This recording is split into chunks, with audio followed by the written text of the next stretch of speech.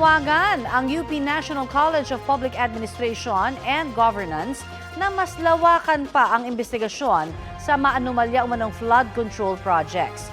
Bukod daw kasi sa ghost projects, mayroon din daw shadow flood control budget.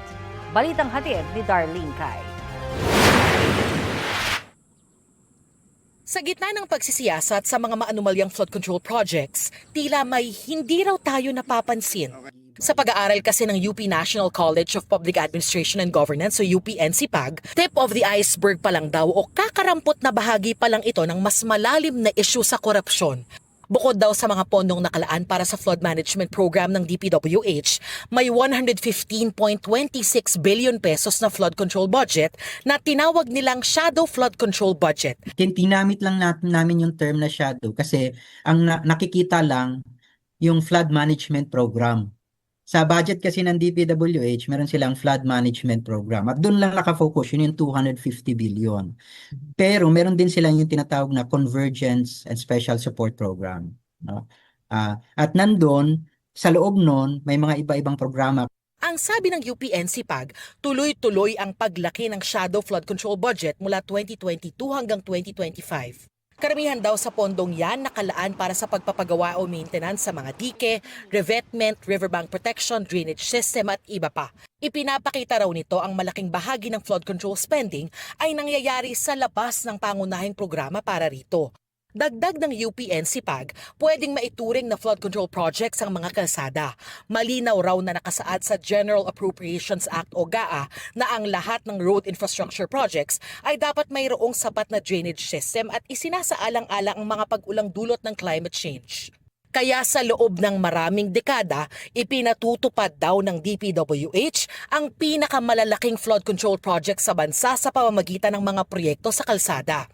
Ngayong 2025, 541.98 billion pesos ang budget para sa road programs. Practically, yung road construction is the single biggest investment natin for flood reduction, no?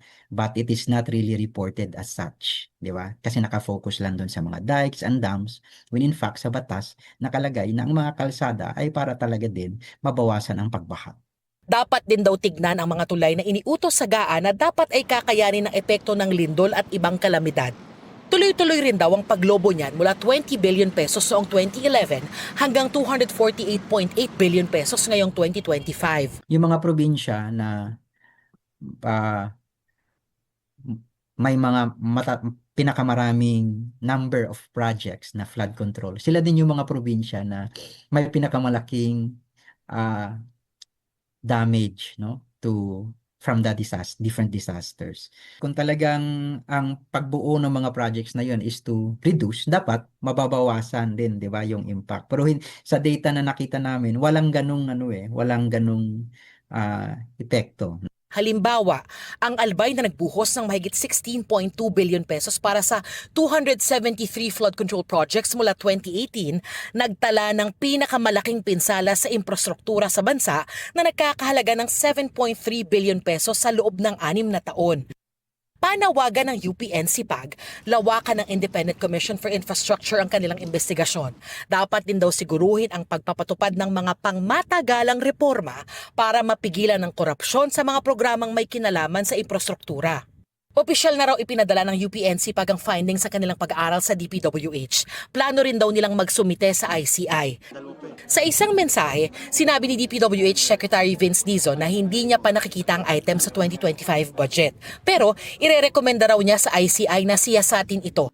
Isasama rin daw niya ito sa sarili nilang investigasyon sa ahensya.